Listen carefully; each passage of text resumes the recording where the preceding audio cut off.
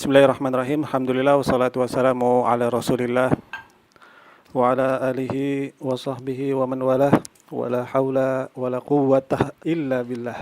Amma ba'du. Ikhwan sekalian yang dirahmati oleh Allah, alhamdulillah di pertemuan kali ini kita masih diberikan kesempatan oleh Allah Azza wa Jalla untuk mengkaji beberapa ayat dan juga sabda dari Rasulullah SAW. Pembahasan kali ini kita akan membahas tentang materi hakikat jin menurut Al-Quran dan As-Sunnah. Hakikat jin dari Al-Quran ataupun dari hadis. Ya. Materi ini saya kumpulkan dari kitabnya Syekh Abdul Salam Bali. Judul kitabnya Wiqayatul Insan Minal Jinni Wasyaitan. Ya. Wiqayatul insan minal jinni wasyaitan. Artinya pencegahan manusia dari bahayanya jin dan juga syaitan. Kurang lebih seperti itu. Kita mulai dari poin yang pertama ya. Jadi di sini sekitar ada 10 poin. Baik, poin yang pertama untuk membahas tentang jin ini yaitu beriman kepada hal yang gaib ya. Udah jelas jin termasuk hal yang gaib. Dan di antara pondasi keimanan seorang muslim yaitu adalah meyakini adanya hal yang gaib ya. Dan itu adalah sifat yang disebutin sama Allah di awal-awal Al-Qur'an. Surat apa itu? Surat Al-Baqarah. Allah Subhanahu wa taala berfirman, Alif Lam Mim dzalikal kitabul la raiba fihi hudal lil muttaqin alladzina yu'minuna bil ghaibi wa yuqimunas shalah wa mimma razaqnahum yunfiqun ya. Alif Lam Mim. Kitab Al-Quran tidak ada keraguan padanya, yang merupakan petunjuk bagi mereka yang bertakwa. Siapa itu? Yang beriman kepada hal yang gaib dan menginfakkan sebagian rizki yang kami berikan kepada mereka. Nah, jadi di sini disebutin sifat pertamanya orang beriman itu adalah percaya sama hal yang gaib. Ya. Hikmahnya sih banyak. Kenapa Allah menakdirkan ada hal yang gaib? Tapi intinya semuanya itu untuk ujian. Ya. Kalau semuanya nampak kagak ada ujiannya. Ya kenapa Allah nggak kelihatan? Ya supaya ujian, lu yakin nggak ada Allah? Gitu. Yakin loh. Kalau yang Tuhannya kelihatan bisa ngelawan jadinya. Iya. Apa lu tega kan? Iya. Apalagi. Ya banyaklah maslahatnya kenapa ada hal yang gaib. Tapi tujuannya adanya hal gaib itu supaya sebagai ujian ya. Jadi sebagai ujian keimanan. Percaya nggak sama hal yang gaib itu? Yang kedua, masih yang pertama sih. Ini pembahasannya apa yang dimaksud dengan hal yang gaib. Tadi kan kita disuruh beriman sama hal yang gaib. Terus apaan yang hal yang gaib itu apa? Gitu ya. Kalau kata Ibnu Katsir menukil dari pendapatnya Ibnu Mas'ud bahwa Ibnu Mas'ud mengatakan hal yang gaib itu namanya, yang disebut dengan hal gaib adalah apa yang tidak nampak oleh mata, tapi dikabarkan oleh Allah dan Rasulnya. Atau dibalik ya, dikabarin sama Allah dan Rasulnya tapi nggak kelihatan. Itu baru namanya hal yang gaib. Kalau dia nggak kelihatan tapi nggak dikabarin, bukan hal gaib namanya. Kalau dikabarin tapi kelihatan, bukan hal gaib namanya. Wujudnya. Ya. Jadi yang namanya hal gaib yang harus kita imani dikabarin di Al-Quran atau dikabarin sama Rasul di hadis, tapi wujudnya nggak nampak. Itu baru disebut dengan hal gaib. Ya kayak azab kubur, nikmat surga, kemudian kodok dan kodar, jin, malaikat. Kemudian dalil dari Al-Quran ya, bahwasanya jin itu nyata dan ada. Allah berfirman dalam surat Al-Ahqaf, wa idh sarafna ilaika nafaran minal jinni yastami'una al-Qur'an falamma hadaruhu qalu ansitu falamma qudiya wallaw ila qaumihim mundzirin. Yang artinya, dan ingatlah ketika kami hadapkan kepadamu wahai Muhammad serombongan jin yang mendengarkan bacaan Al-Qur'an. Maka ketika mereka menghadiri pembacaannya, mereka berkata, diamlah kamu untuk mendengarkannya. Maksudnya dia bilang ke jin yang lain ya. Maka ketika setelah selesai mereka kembali kepada kaumnya untuk memberikan peringatan. Jin muslim nih ya? jin muslim di sini. Berarti tadi kita baca Quran jin muslim nggak dengerin tuh. Ada. Kalau yang baca Quran, malaikat pun juga sama datang, ikut hadir mendengarkan bacaan Al-Quran. Allah, banyak malaikat kan gitu. Kemudian di ayat yang lain di surat Al-An'am ayat 130 Allah berfirman, Ya ma'syaral jinni wal ins alam ya'tikum rusulun minkum yaqussuna 'alaikum ayati wa yunzirunakum liqa'a yaumikum hadza, dan seterusnya. Wahai golongan jin dan manusia, jelas banget nih Allah bilang golongan jin. Bukankah sudah datang kepadamu rasul-rasul dari kalanganmu sendiri, mereka menyampaikan ayat-ayatku kepadamu dan memperingatkanmu tentang pertemuan pada hari ini. Itu pada hari kiamat maksudnya. Dia punya Rasul nabi di kalangan sendiri. jin. Nanti ada dibahas. Bikin penasaran deh. Satu lagi ayat nih. Surat Ar-Rahman ayat ke-33, Ya ma'syaral jinni wal ins in istata'tum an tanfudhu min aqtaris samawati wal ardi fanfudhu la tanfudhuna illa bisultan. Wahai golongan jin dan manusia, jika kamu sanggup menembus atau melintasi penjuru langit dan bumi, maka tembuslah.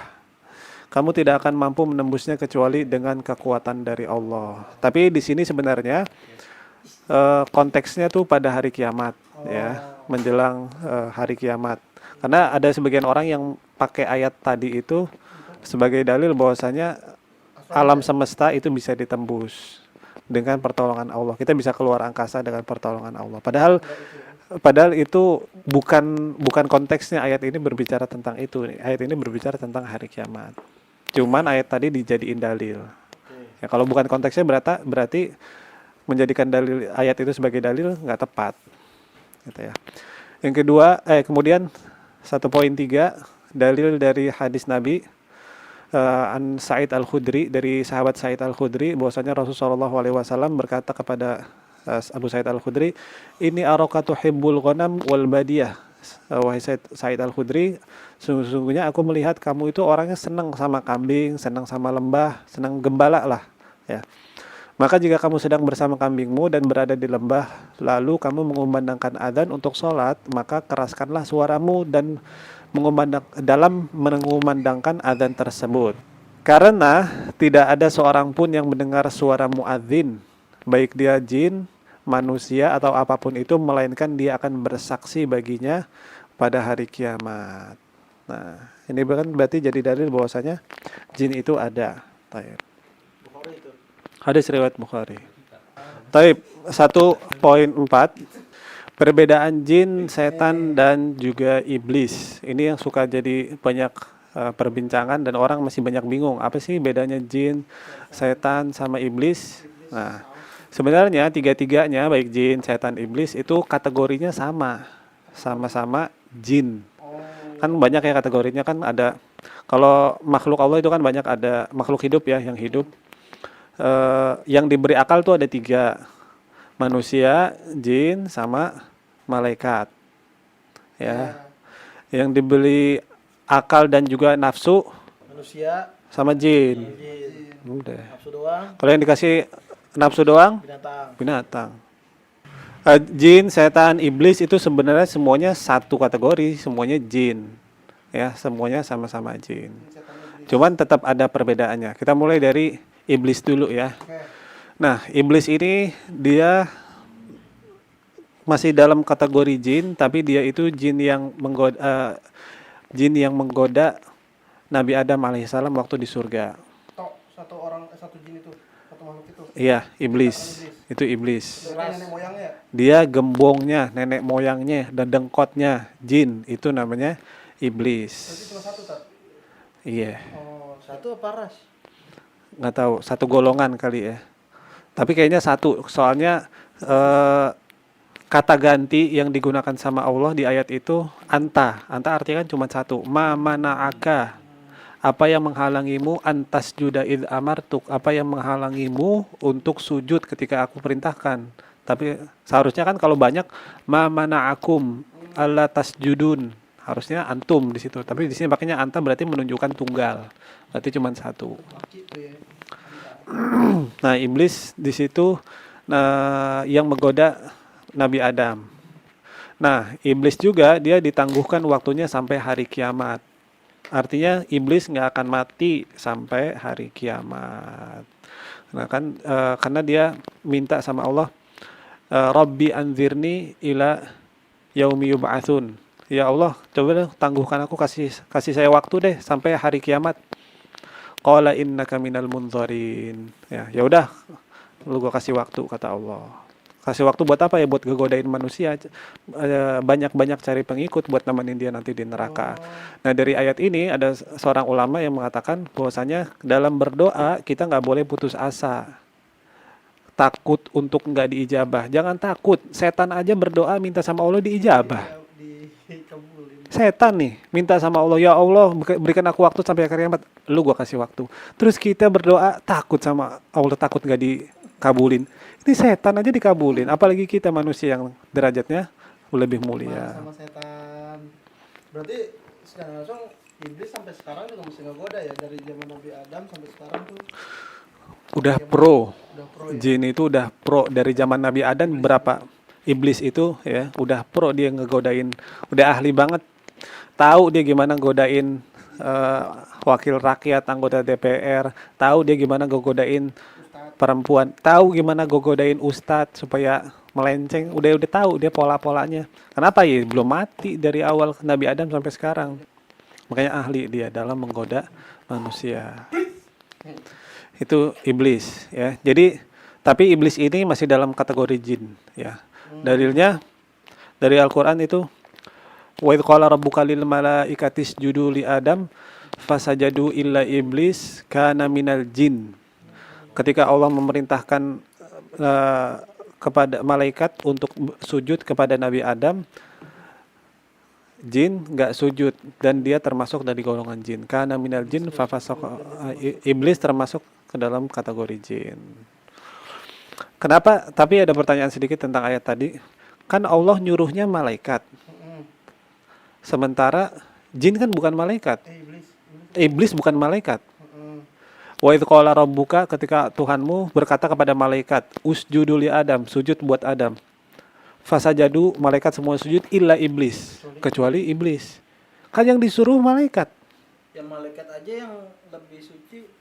Kenapa yang dikecualikan iblis? Karena jin nggak disuruh sebenarnya, iblis Padahal iblis nggak disuruh. Nah dari sini para ulama berbeda pendapat. Apakah jin termasuk malaikat? Apakah iblis itu termasuk malaikat atau dia termasuk jin? Tapi yang jelas jin itu iblis itu bukan malaikat. Karena kan malaikat itu kan salah satu sifatnya la ya'sunallaha ma amarahum wa yaf'aluna ma yu'marun. Dia nggak pernah maksiat sama Allah. Disuruh pasti nurut. Nah ini iblis nggak nurut, berarti itu udah tanda dia bukan malaikat. Kebetulan dia ada di situ, kebetulan si iblis itu emang ada di surga, yang diperintahin malaikat, ya udah dia juga kena perintah itu, kena kewajiban perintah itu. Nah, sebenarnya dari ayat itu masih ada pembahasan lagi, kenapa Allah memerintahkan untuk sujud kepada Nabi Adam, padahal sujud kepada Nabi Adam itu perbuatan kufur, nggak boleh sujud. Tapi panjang itu, nanti kita cukup sampai situ aja. Nah jadi itu iblis ya. Sekarang setan. Nah, kalau setan itu sebenarnya kita lihat di ujungnya itu, setan itu sifat, ya. Setan itu sifatnya jin. makanya ada setan dari manusia. Nah, betul. Nah, setan itu anak buahnya iblis atau disebut juga jin yang jahat. Jadi kalau jin yang jahat itu namanya setan. Kalau setan itu juga ada setan dari jin dan juga setan dari manusia. Bedanya setan dari jin sama setan dari manusia, dari golongan manusia. Kalau setan dari golongan jin, dia sadar kalau dia itu anak buahnya iblis. Kalau dari golongan manusia dia nggak sadar. Paham ya? Ibaratnya kalau setan dari jin itu emang udah job desk-nya dia. Cuman kalau setan dari golongan manusia, dia nggak sadar padahal udah kemakan sama bisikannya setan. Secara nggak langsung dia anak buahnya iblis, tapi dia nggak sadar. Nah, kalau jin, dia itu adalah sebutan buat jin yang baik, namanya jin. Jin yang soleh, jin yang muslim. Jadi kalau iblis itu dedengkotnya, dia gembongnya jin. Ya, dia perbedaan dia sama yang lain, dia nggak mati, dia memang dikasih kesempatan sama Allah buat ngegoda manusia sampai hari kiamat. Jadi dia nggak mati. Tapi kalau setan bisa mati. Setan dari golongan jin bisa mati. Jin yang soleh, jin yang muslim bisa mati. Tapi kalau iblis enggak. Ingat kan kisahnya, ceritanya Ustadz Khalid yang ngebacain ruqyah ada jin yang mati? Oh iya iya iya. Bisa mati.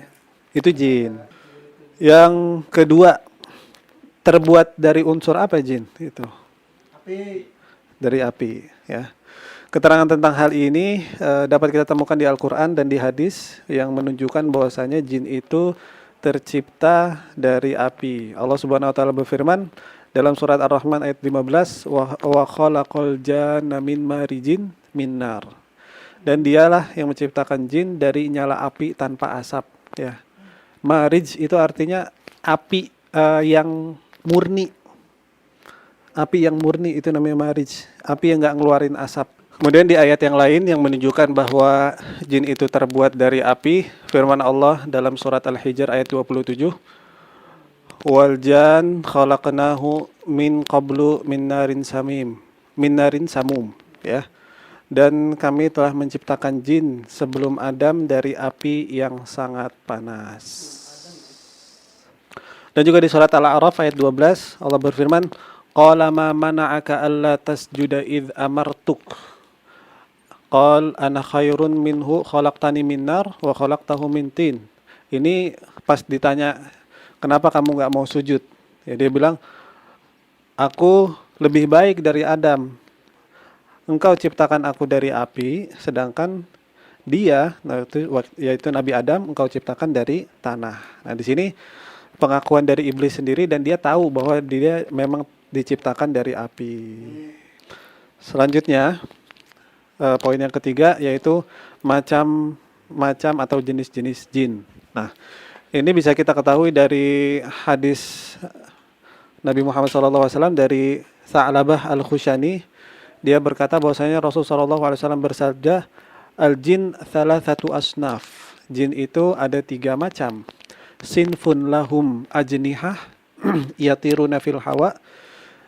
Yang pertama, jin yang mempunyai sayap, mereka itu bisa terbang di udara, ya. Wasinfun hayyat wal kilab. Jenis yang kedua yaitu jin berupa ular yang wujudnya seperti ular dan juga anjing. Dan yang ketiga, sinfun yahilluna wa yad'anun. Yuhilluna au yad'anun. Yang ketiga, jin yang bertempat tinggal dan berpindah-pindah. Dia juga berpetualangan. Nomaden jadi dia. Hadis riwayat Tabrani dan Hakim dan disahihkan oleh Syekh Albani rahimahullah. Sebenarnya masih ada lagi kalau dari secara spesifik ada namanya jin qarin, ada jin awamir, ada jin yang menempati rumah itu namanya jin awamir, jin yang sama kita namanya jin qarin. Nah, itu sebenarnya masih ada klasifikasinya lagi, tapi secara umum sih kayak gini. Yang keempat yaitu tempat tinggal jin, ya. Pada dasarnya jin ini lebih senang tinggal di tempat yang jauh dari manusia, kayak padang pasir, di gunung, di hutan, ya. Tapi ada juga jin yang senang tinggal di tempat yang kotor, ya, tempat pembuangan sampah, kamar mandi, dan juga dia tinggal di lubang-lubang, ya. Kalau ada tanah yang berlubang di situ bisa jadi, kemudian lubang pispot yang di kamar mandi itu juga bisa. Lubang yang di tempat cucian piring itu juga bisa, pokoknya lubang lah, sumur, ya, dan yang semisalnya.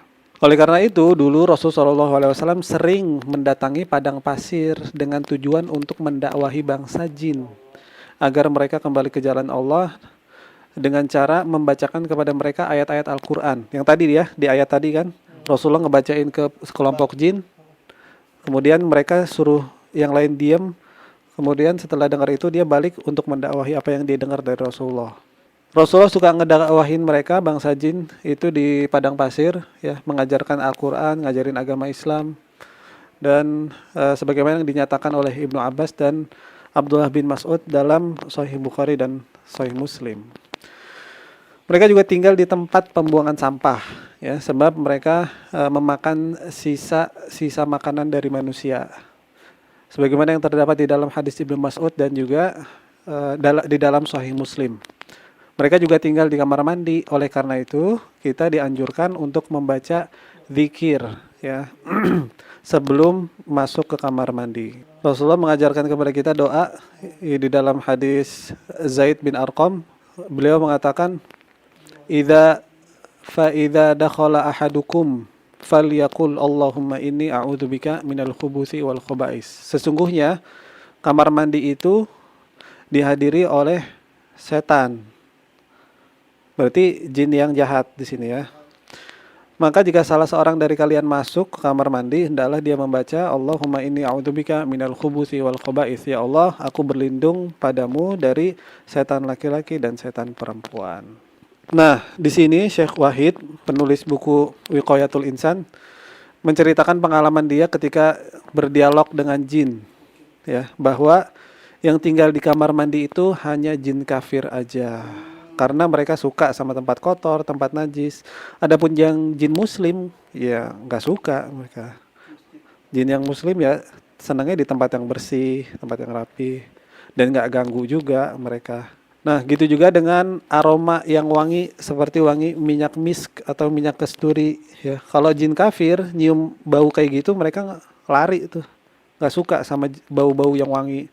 Tapi berbeda dengan jin muslim. Kalau jin muslim malah kebalikannya, dia malah seneng sama yang aroma yang wangi. Contohnya kayak kasturi gitu. Sama lah kayak manusia lah. Nah, kemudian poin yang berikutnya, apakah jin itu makan dan minum? Ya. Jawabannya apa? Ya. Jawabannya ada 3 pendapat. Jangan iya aja antum. Iya, ada 3 pendapat. Maksudnya itu. Ada 3 pendapat di kalangan para ulama mengenai hal ini. Apakah jin makan dan minum? Pendapat yang pertama mengatakan bahwa semua jin nggak ada yang makan dan minum. Oke. Beda sama manusia. Itu pendapat yang pertama. Oh, iya, pendapat ulama ya ini ya. Iya, ada, mereka punya dalilnya. Yang kedua, sebagian jin makan dan minum, ya sebagian lagi enggak. Jadi ada yang makan dan minum, ada yang enggak juga. Pendapat yang terakhir, semua jin makan dan minum. Mana pendapat yang paling sahih? Pendapat yang ketiga. Semua jin itu makan dan minum. Dalilnya apa? Hadis dari Ibnu Umar. Ibnu Umar menyampaikan sabda Rasulullah SAW, "Idza akala ahadukum falyakul biyaminihi wa idza syariba falyashrab biyaminihi." Kalau kalian itu makan, maka makanlah pakai tangan kanan dan minum pakai tangan kanan. Fa inna syaitana ya'kulu bishimalihi wa yashrabu bishimalihi. Sesungguhnya setan itu makannya pakai tangan kiri, minumnya pakai tangan kiri pula. Berarti di sini secara nggak langsung Rasul ngasih tahu ke kita kalau setan itu ya bangsa jin juga selain makan juga minum. Tapi di sini nggak ada pengkhususan, semuanya makan dan minum. Nah, itu yang pakai tangan kiri jin yang kafir doang. Jin yang kafir. Betul sekali. Karena kan di sini sebutannya syaitan. Nah, juga dalil dari hadis Abu Hurairah. Ini agak panjang. Nah, dari Abu Hurairah bahwa dia pernah membawakan sebuah kantung air terbuat dari kulit untuk wudu dan hajat Nabi. Jadi kalau zaman dulu kan nggak ada kamar mandi ya. Rasulullah minta tolong sama Abu Hurairah bawain baskom isinya air sama buat wudu sama buat istinja, buat cebok. Ya. Nah, dia mengikuti beliau dengan membawa kantung air tersebut. Kemudian beliau bertanya, siapa ini? Kemudian Abu Hurairah menjawab, ini saya Abu Hurairah. Carikan aku beberapa batu untuk aku gunakan sebagai alat bersuci dan jangan bawakan aku tulang dan kotoran hewan. Kemudian aku datang dengan membawa beberapa batu dan menggunakan ujung bajuku dan meletakkannya di samping Rasulullah SAW. Kemudian aku pergi. Nah, ketika beliau sudah selesai, aku berjalan bersama beliau bertanya, ada apa memang Rasulullah dengan tulang sama kotoran hewan? Tadi kan sempat dilarang. Nah, dia baru nanya nih, emang kenapa tulang sama kotoran hewan? Kemudian Rasulullah jawab, karena keduanya itu termasuk makanan jin. Dan sesungguhnya pernah datang kepadaku utusan jin dari Nasibin. Ya, dia adalah sebaik-baiknya jin. Lalu mereka meminta kepadaku tentang bekal. Maka aku memohonkan kepada Allah untuk mereka agar mereka tidak melewati tulang dan kotoran hewan, melainkan mereka akan mendapatinya sebagai makanan. Ya. Jadi di sini keterangannya bahwasanya jin juga makan. Itu sih dalilnya sebagainya itu. Tapi hadis ini menjelaskan bahwasanya tulang sama kotoran hewan itu adalah makanannya jin. Nanti ada penjelasan gimana cara mereka makan tulang. Atau cara kita buat ngebuang tulangnya biar nggak jadi makanan jin, bisa nggak tuh? Biar apa? Pelit amat tuh. Ya Allah. Biar apa? Kalau ayam resto Pak? Nggak ada masalah. Tulang itu makanan jin, bukan berarti kita jadi nggak boleh makan tulang. Oh jangan makan tulang tuh, itu kan makanan jin. Nggak ada. Rasul cuma ngasih tahu tuh jin itu makannya tulang, tapi bukan berarti lu nggak boleh makan tulang. Nanti ada penjelasan gimana cara mereka makan tulang. Kan tulang kalau kita buang masih ada utuh, gimana cara mereka makannya? Nah nanti lanjut. Gimana cara jin makan tulang? Nah ini ada juga keterangannya hadisnya. Ya, diriwayatkan dari Abdullah bin Mas'ud radhiyallahu anhu, hadisnya panjang ya. Di situ keterangannya bahwasanya para jin itu meminta bekal dari Rasulullah ya. Wasa'aluhu azzad lakum kullu 'azmin dzukira smullahi alaihi yaqa'u fi aydikum aw farma yakunu lahma. Yang artinya kan tadi kan ada jin yang minta bekal sama Rasul. Nah, Rasul bilang, bagi kalian wahai bangsa jin, setiap tulang yang disebutkan nama Allah ketika disembelih, maka kalian akan mendapati tulang tersebut banyak dagingnya. Di sini keterangannya kalau tulangnya itu disembelihnya pakai bismillah, dia jadi muncul. Berarti ini hal gaib. Poin yang berikutnya yang keenam, apakah jin bisa menjelma dan berubah wujud? Bisa. Jawabannya? Bisa. Bisa ya. Itu kayak yang diceritanya Abu Hurairah. Hadisnya panjang. Kan pernah Abu Hurairah itu diamanahin sama Rasul buat jagain harta zakat ya, jagain harta zakat. Nggak taunya pas malam-malam ada orang yang nyuri harta zakat. Ditangkaplah, ketahuan nih sama Abu Hurairah. Ditangkap. La arfa'annaka amruka ila Rasulillah. Itu. Gua aduin lu ke Rasulullah, kata dia. Dia bilang jangan ini buat saya, buat keluarga saya. Saya kesusahan, nggak punya makanan. Ya udah, akhirnya kasihan juga Abu Hurairah. Ya udahlah, dilepasin. Besoknya ketemu Nabi. Kata Rasulullah bilang, "Ya Abu Hurairah, madza fa'ala asirukal barihah?" Ya Abu Hurairah, apa yang dilakukan sama tawananmu semalam? Pagi itu kok tahu ya Rasulullah. Dia nangkap iblis. Ya akhirnya diceritainnya dia ketangkap, dia makan nyuri makanan dari Baitul Mal, tapi dia nyebutin alasannya, ya udah gara-gara kasihan saya lepasin.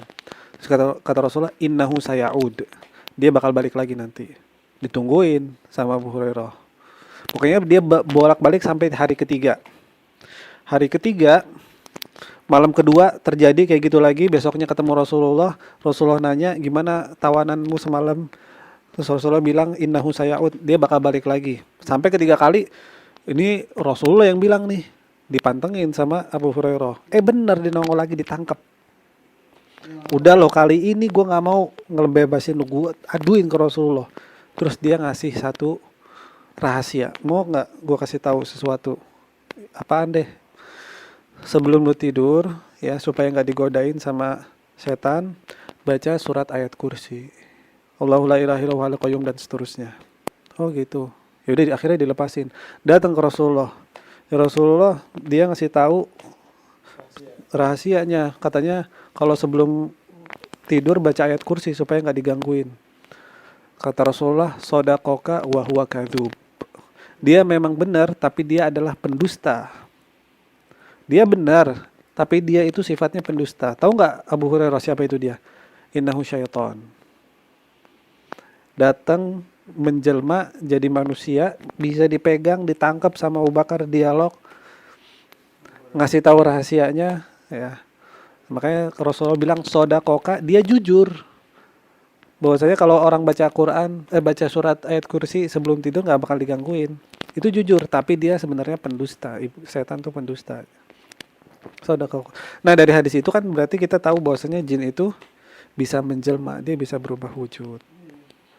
kalau jin dia berubah bentuk ke alam dunia jadi manusia itu berlaku hukum hukum manusia ya. Berlaku. Dunia bisa berdarah, Betul, bisa mati. betul sekali Anda, Masya Allah. Nah, nanti ada penjelasan gimana caranya mereka bisa berubah wujud. Di hadis yang lain disebutkan dari hadis Abu Dzar, kata Rasulullah SAW, "Idza qama ahadukum yusalli fa innahu yasturu. Idza kana baina yadayhi mithlu akhiri rahil." Artinya apabila salah seorang di kalian hendak sholat, sebaiknya kamu membuat sutroh di hadapannya yang berbentuk seperti kayu yang diletakkan di atas hewan tunggangan. Tapi ini secara umum perintahnya Rasulullah kalau nyuruh kalau kita mau sholat, taruh sutroh di depan kita. Nah, apabila di hadapannya tidak ada sutroh seperti kayu yang diletakkan di atas hewan tunggangan, maka sholatnya akan terputus oleh 3 hal, ya, keledai, wanita, dan anjing hitam. Artinya kalau kita lagi sholat, dilewatin sama 3 hal ini, sholatnya batal. Nah, kemudian Abu Dzar nanya, "Ya Rasulullah, apa perbedaan anjing hitam dari anjing merah dan anjing kuning?" Kemudian Abu Dzar bilang, "Aku juga pernah menanyakan hal itu ke Rasulullah." Kemudian Rasulullah menjawab, "Anjing hitam itu syaitan. Al-kalbul aswad syaitan." Anjing hitam itu adalah syaitan. Artinya jelmaan syaitan. Dan syaitan itu kan senang sama yang warna hitam gelap gitu ya. Jadi kalau tiba-tiba di rumah ada anjing hitam, ular hitam. Nah, jadi jin itu mampu untuk berubah wujud. Dia bisa untuk jelma jadi apapun.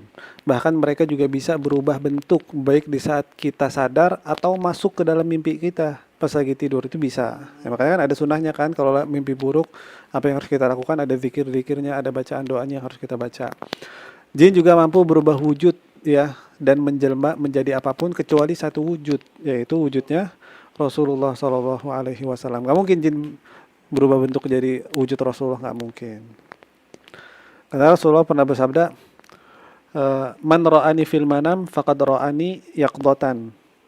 Barang siapa yang melihat aku di mimpinya, maka dia sebenarnya melihat aku secara sadar. Fa inna syaitana la yatamatsalu bi.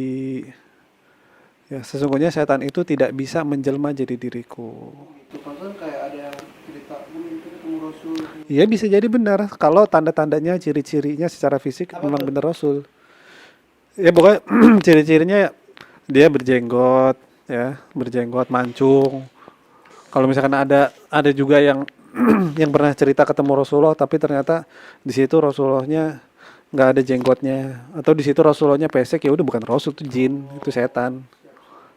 Meskipun di mimpinya dia ngaku Rasul ya, itu karena dari segi ciri-cirinya nggak pantas, ya, nggak sesuai sama jasad fisiknya Rasulullah. Lanjut, Syekhul Islam Ibnu Taimiyah rahimahullah juga pernah mengatakan jin itu dapat berubah wujud menjadi manusia, jadi binatang, dalam bentuk ular, kalajengking, onta, sapi, kambing, kuda, bagel. Bagel itu hasil kawin silang antara kambing sama keledai, burung, dan juga dalam bentuk anak cucu Adam. Pokoknya apapun itu bentuknya dia bisa. Ada jin American manusia. Korun. Ya, korun. Korin itu penamaan yang salah sebenarnya. Iya. Jin yang korin yang mirip sama kita disebutnya jin korin, itu istilah aja buat orang Indonesia, tapi kalau secara syar'i jin korin itu yang ada di kita, itu namanya jin korin. Semua manusia kan ada malaikat, ada jinnya, di dalam tubuh itu ada malaikat sama jin korin. Ya udah. Yang bisik-bisikin kita buat Iya. jin korun. Bukan jin korin itu bukan yang kita lihat terus nyerupain seorang gitu. Ya secara istilah bahasa Indonesia emang disebutnya itu jin korin, tapi secara syar'i itu bukan istilah. Ya jin aja gitu. Lanjut. Yang berikutnya, gimana caranya dia berubah wujud? Kalau jin berubah wujud, apa dia ngancurin wujud aslinya dia terus dia membentuk jasad yang baru atau gimana? Nah, itu ada asarnya dari Umar bin Khattab radhiyallahu anhu. Dari Qadhi Abu Ya'la Muhammad bin Husain bin Al-Farra, dia menjelaskan Jin tidak memiliki kemampuan untuk mengubah wujud asli mereka ke dalam bentuk apapun. Nggak bisa dia. Tapi Allah yang ngajarin mereka mantra, ucapan, berbentuk ucapan atau jurus perbuatan yang harus mereka lakukan, yang mana kalau mantra itu diucapkan atau jurus itu dilakukan, baru terjadinya perubahan wujud itu atas izin Allah. Tapi hukum asalnya bisa nggak dia berubah wujud? Sebenarnya enggak. Iya, kayak manusia. Sama kayak manusia. Enggak. Tapi dia berubah wujud dengan mantra tadi atau jurus. Hal ini senada dengan apa yang dinukil oleh Ibnu Hajar rahimahullah dalam riwayat Musannaf Abi Syaibah tentang pendapat Umar bin Khattab bahwasanya jin dapat berubah wujud dengan sihir. Jadi itu adalah ilmu sihir. Mereka juga punya sihir sama kayak sihirnya manusia. Itu yang dikatakan oleh Umar. Gimana lafaz hadisnya? Kata Umar, "Inna ahadan la yastati'u an yatahawala an suratihi allati khalaqallahu 'alaiha walakin lahum saharah ka saharatikum fa idza ra'aitum dzalika fa'adzinu." Kata Umar bin Khattab, sesungguhnya tidak ada satu jin pun yang bisa mengubah wujudnya dari satu bentuk ke bentuk yang lain. Tapi mereka memiliki ilmu sihir seperti sihir kalian. Maka apabila kalian mendapati hal itu, lantunkanlah azan. Dia bakal kabur. Tiba-tiba ada ular hitam di rumah, bacain azan dulu. Apakah jin memiliki gender? Iya benar. Ya, Nah, bangsa jin itu sama kayak manusia ya. Dia ada gender juga, ada jin laki-laki, ada jin perempuan, dan terdapat banyak sekali hadis serta dalil yang menunjukkan hal ini. Salah satunya hadis yang tadi ya, hadis yang menganjurkan kita untuk baca doa sebelum masuk kamar mandi ya. Itu kan kita mohon perlindungan dari setan laki-laki dan juga setan perempuan. Setan kan masuknya ke bangsa jin. Nah, di situ disebutkan bahwasanya ada jin laki-laki dan juga ada jin perempuan.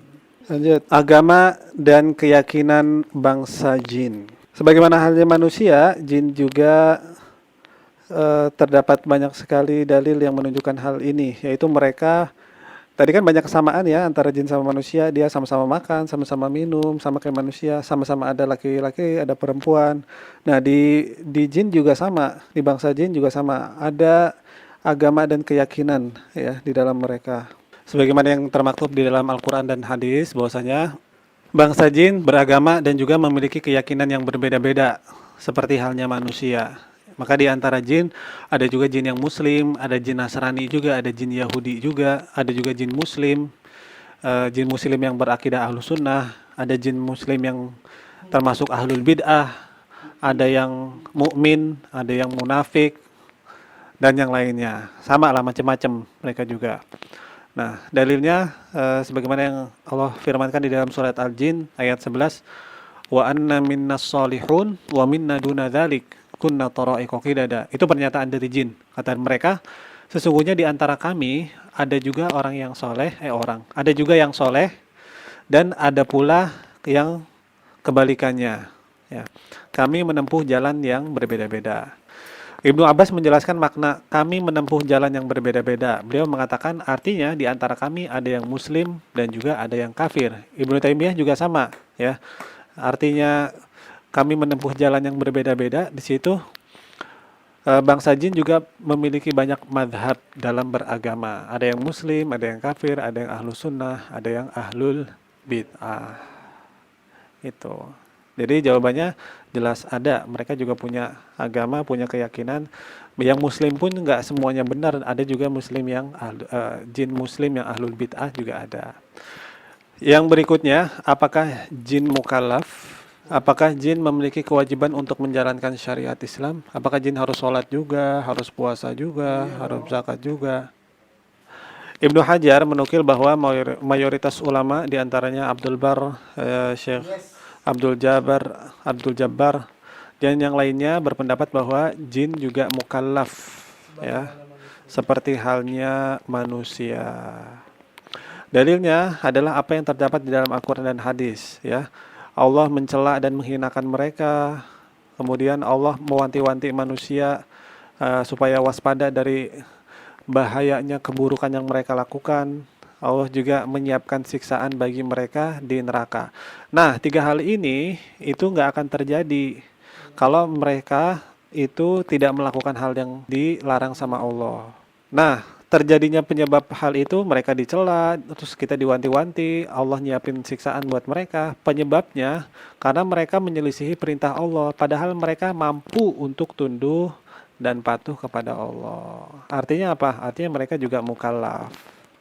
Nah, dalil yang lain bahwasanya Allah berfirman, "Ya ma'syaral jinni wal ins, alam ya'tikum rusulun minkum yaqussuna 'alaikum ayati wa yunzirunakum liqa'a yaumikum hadza," dan seterusnya. Wahai golongan jin dan manusia, bukankah sudah datang kepadamu rasul-rasul dari kalanganmu sendiri? Mereka menyampaikan ayat-ayatku kepadamu dan memperingatkanmu tentang pertemuan pada hari ini, yaitu hari kiamat dan seterusnya. Nah, di sini berarti bisa kita pahami bahwasanya jin itu mukallaf.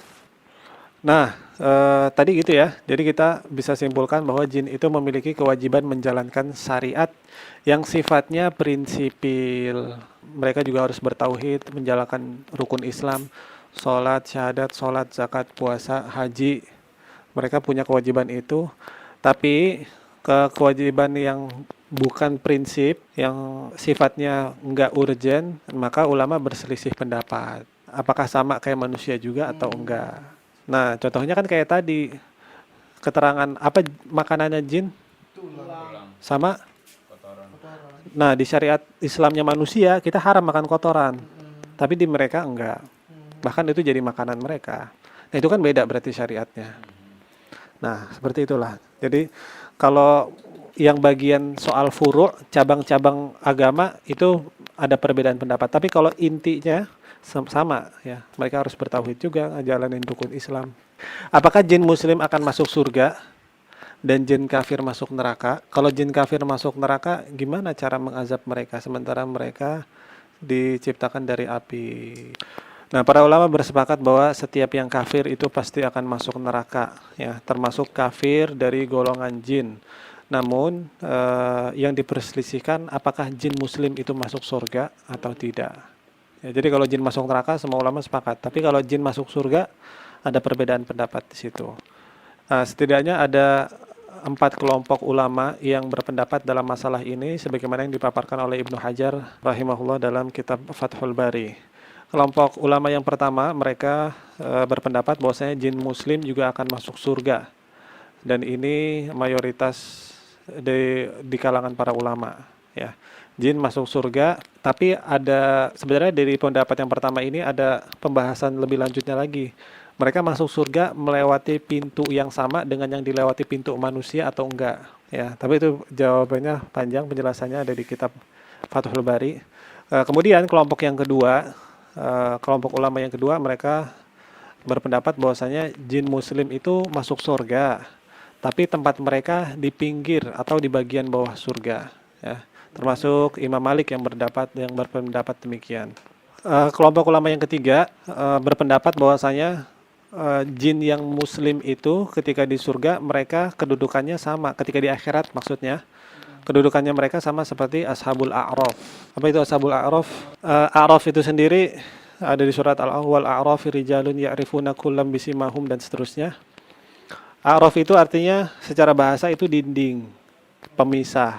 Ya, jadi A'raf itu disiapin sama Allah, letaknya antara surga sama neraka. Itu namanya A'raf. Banyak banget penjelasan para ulama tentang Ashabul A'raf ini, salah satunya buat orang yang pas lagi ditimbang seimbang. Betul sekali antum.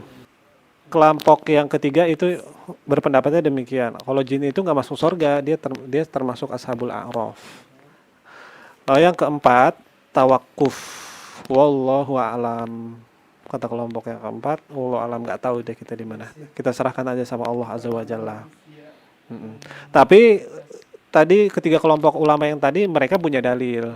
Ya, bukan berarti sembarangan berpendapat, mereka punya dasarnya. Nah, kelompok yang ketiga ini, yang keempat ini mereka tawakuf, yaitu menyerahkan kepada Allah Azza wa Jalla. Wallahu alam deh, nggak tahu deh masuk surga atau enggak. Gimana caranya Allah nyiksa jin dengan api sedangkan mereka tercipta dari api? Jawaban yang sering ditauin sama orang kan, ya udah meskipun mereka terbuat dari api, Allah juga bisa azab mereka pakai api juga. Nah, jawabannya ada 3, ya. Ada 3 hal. Yang pertama, Allah adalah zat yang maha mampu untuk berkehendak seperti apa yang Allah inginkan. Iya dong. Kalau Allah mampu nyiptain bangsa jin dari api, Allah juga mampu untuk nyiksa mereka dari api. Nggak ada yang mustahil buat Allah. Itu jawaban yang pertama. Jawaban yang kedua, bagaimana cara menyiksa mereka dari api sementara mereka tercipta dari api? Yang kedua, siksaan di api neraka itu bukan cuma panas doang. Tapi Allah juga nyiksa penghuni neraka dengan suhu yang amat sangat dingin. Lawannya lah ya. Lawannya. Apa dalilnya kalau di neraka juga disiksa dengan dingin? Di surat Al-Insan ayat 13, muttaqiina fiha 'alal araik la yarawna fiha syamsan wala zamharira, ya. Allah berfirman tentang penghuni surga, kata Allah yang artinya di sanalah mereka duduk bersandar di atas dipan-dipan. Di sana mereka tidak melihat atau merasakan teriknya matahari dan tidak pula dingin yang berlebihan. Syams di situ disimbolkan dengan teriknya panas, ya, suhu yang panas. Zamharir itu adalah suhu yang sangat dingin. Nah, di sini Allah bilang penduduk surga nggak ngerasain panas yang sangat, nggak ngerasain dingin yang berlebihan. Berarti yang kita pahami sebaliknya, di neraka ada suhu yang panas banget, ada juga dingin yang panas, dingin banget. Makanya para ulama berpendapat, kenapa perlu ada siksaan dengan suhu yang dingin banget? Nah, siksaan ini diadakan tujuannya untuk mengazab bangsa jin karena mereka diciptakan dari api. Kalau manusia mah pakai api aja, Bos. Udah kepanasan. Matang gitu. Ya udah mateng. Nah, adanya siksaan dengan suhu yang sangat dingin buat menyiksa mereka dari bangsa jin karena mereka diciptakan dari api. Itu pendapat yang kedua. Pendapat yang ketiga, dan ini yang paling logik, bahwasanya asal penciptaan jin itu terbuat dari api, tapi hakikatnya sekarang mereka bukan api. Seperti halnya manusia, kayak kita manusia, kita dibuat dari apa? Tanah. Mana tanah? Di kuku. Nggak ada, adanya kulit, tulang, daging, darah, usus, lambung, jantung. Mana tanahnya? Nggak ada. Asal penciptaan kita emang tanah, tapi nggak, kita sekarang bukan tanah. Jin juga sama. Asal penciptaan mereka api, tapi sekarang mereka bukan api. Bukan nggak kelihatan, ada dalilnya. Lanjut. Dalil yang menunjukkan bahwasannya hakikat dari wujud jin bukan berupa api adalah hadis-hadis Nabi sebagai berikut. Ya, dari Aisyah radhiyallahu anha, anna Nabi sallallahu alaihi wasallam kana yusalli fa'atahu syaitan fa'akhadahu fasara'ahu fakhanaqahu. Qal Rasul sallallahu alaihi wasallam hatta wajadtu bardalisanihi ala yadai. Dari Aisyah radhiyallahu anha, dia bercerita Rasulullah pas lagi sholat didatengin sama setan. Kemudian langsung ditangkap sama Rasulullah, dicekek sama Rasulullah, hatta wajadtu bardalisanihi, sampai aku ngerasain dinginnya lidahnya setan. Dicekek sampai lidahnya keluar, lidahnya nyentuh kulitnya Rasulullah, Rasulullah ngerasain lidahnya dingin. Kalau setan terbuat, hakikatnya setan itu api, udah melepuh harusnya Rasulullah. Nah, di riwayat yang lain, hatta wajadtu barda, sampai aku merasakan lidah dinginnya liurnya setan. Ya, riwayat yang ini mengatakan lidahnya, riwayat yang lain tetesan liurnya. Walaula da'wata akhi, kalau seandainya bukan karena doanya Nabi Sulaiman, maka aku pasti akan mengikat dia di tiang-tiang masjid ini supaya orang-orang bisa ngelihat, anak-anak kecil juga bisa mainin tu jin. Allahumma ati mulkan la yanbaghi li ahadin ghairi. Ya Allah, berikanlah aku kerajaan yang tidak ada yang Engkau berikan selain aku. Termasuk penguasaan manusia terhadap jin cuma Nabi Sulaiman. Itu doanya Nabi Sulaiman. Makanya Rasulullah nggak bisa nguasain jin. Karena udah diminta duluan sama Nabi Sulaiman, dan Nabi Sulaiman bilang nggak ada yang dapetin keistimewaan itu selain aku. Udah diijabah sama Allah. Nah, makanya Nabi Muhammad bilang, kalau bukan karena doanya akhi Nabi Sulaiman, udah pasti kamu saya ikat, orang-orang bisa ngelihat kamu. Tapi Nabi Sulaiman udah minta doa seperti itu. Nah, ini kan nunjukin bahwasanya jin itu hakikatnya sekarang bukan api karena Rasulullah rasain dinginnya lidah mereka. Hadis yang lain di Sahih Bukhari, Rasul bersabda, "Inna syaitana yajri minal insani majrad dam." Ya, sesungguhnya setan itu berjalan pada diri manusia lewat aliran darah. Seandainya hakikat jin terbuat dari api, udah kebakar kita. Logik nggak? Ya udah. Itu, jadi nggak usah bingung. Gimana cara Allah azab jin iblis pakai api sementara mereka terbuat dari api? Ya hakikatnya sekarang mereka bukan api. Sama kayak manusia, hakikatnya sekarang kita bukan tanah. Ada huwa. Apakah jin menikah dan memiliki keturunan? Ya, Jawabannya, enggak. Allah Ta'ala berfirman, "Wa idh qulna lil malaikati isjudu li Adama fasajadu illa iblisa kana minal jin fafasaqa an amri rabbih." Dan ingatlah ketika kami berfirman kepada para malaikat, sujudlah kamu kepada Adam. Maka mereka pun sujud kecuali iblis. Dia adalah dari golongan jin. Afatattakhidunahu wa dzurriyyatahu awliya min duni wa hum lakum adu. Apakah pantaskah kamu menjadikan jin dan keturunannya sebagai pemimpin selain aku, padahal mereka adalah musuhmu? Bi'salidz zalimina badala. Sungguh buruklah iblis itu sebagai pengganti Allah bagi orang yang zalim. Surat Al-Kahfi ayat 50. Jadi cukup dari ayat ini aja. Allah bilang, afatattakhidunahu wa dzurriyyatahu. Apakah kalian pantas menjadikan jin dan keturunannya sebagai pengganti bagi Allah? Berarti mereka punya. Nah, dari ayat tadi itu bisa disimpulin kalau jin itu memiliki keturunan. Kenapa? Soalnya ya keturunan hanya bisa melalui pernikahan atau hubungan biologis. Berarti jin juga menikah atau jin juga kawin. Makanya dari perkawinan itu muncullah keturunan. Yang ke-10, waktu berkeliarannya bangsa jin. Kapan itu? Sebagaimana manusia memiliki waktu istirahat dan waktu beraktivitas, demikian pula dengan setan dan dari golongan jin. Ya, mereka keluar dan berkeliaran pada waktu tenggelamnya matahari, yaitu antara waktu maghrib dan sebelum isya. Ya. Dalam hadis disebutkan dari sahabat Jabir bin Abdullah radhiyallahu anhuma, yaqulu qala Rasulullah sallallahu alaihi wasallam, idza kana junahul lail aw masaitum fakuffu sibyanakum. Apabila hari mulai malam atau malam telah tiba, maka tahanlah anak-anak kalian, jangan pada keliaran. Kenapa? Fa inna syaitana tantashiru hina idzin. Karena pada saat itu setan lagi berkeliaran. Fa idza dhahaba sa'atun minal lail fakhalluhum. Apabila malam sudah mulai larut, maka biarkanlah. Kalau emang mau keluar, udah agak malam boleh, ya, asal ada keperluan. Fakhalluhum fa'aghliqul al-abwab wadhkuru ismallah fa inna syaitana la yaftahu baban mughlaqan al-hadits.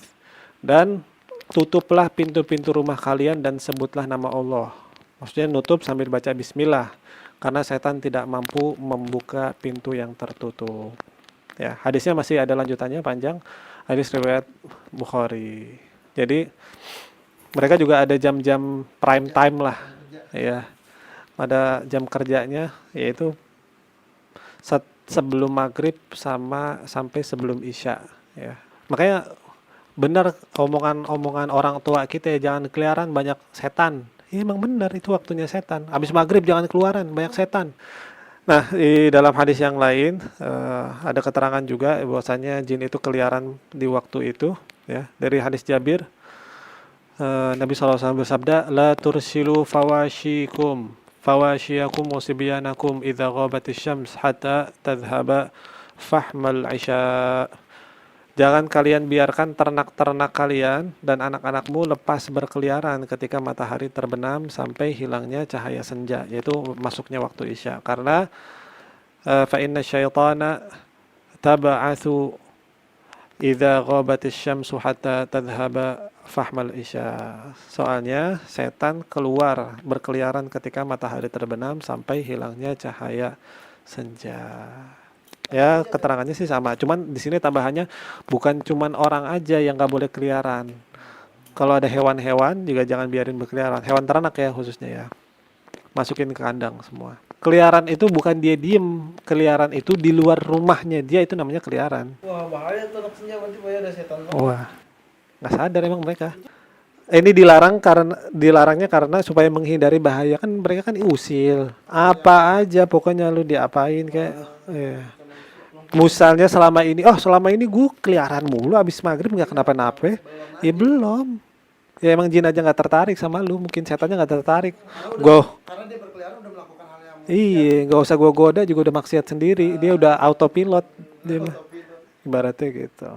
Ya bukan berarti kita nggak selama ini keliaran di waktu itu terus nggak kenapa-napa. Bukan berarti berarti hadisnya nggak bener, ya bukan itu maksudnya. Ini cuman jaga-jaga. Ya, karena waktu itu waktu-waktu yang krusial mereka pada keliaran. Kalau mereka udah keliaran, mereka kan tugasnya ngecelakain manusia. Nah udah, supaya kita nggak dicelakain sama mereka, cara menjaga dirinya jangan keluar keliaran pas lagi waktu itu antara maghrib sampai isya.